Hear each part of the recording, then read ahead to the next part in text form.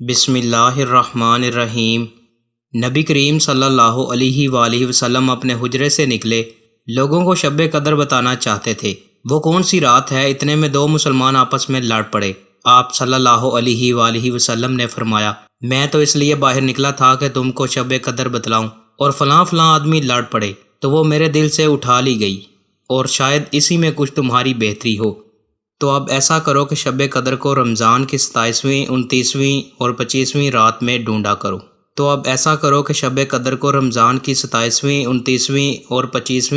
ڈھونڈا کرو۔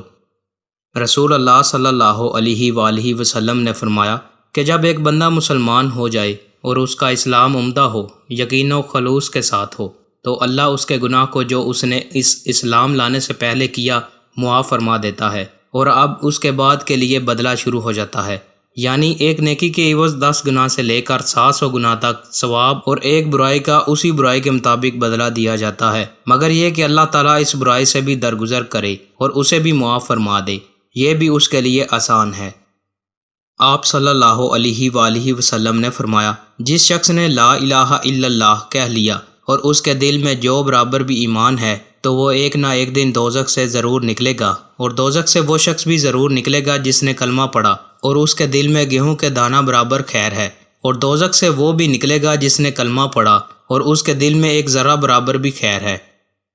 دوستوں، مزید اچھی ویڈیوز کے لیے چینل کو سبسکرائب لازمی کریں۔ بہت شکریہ۔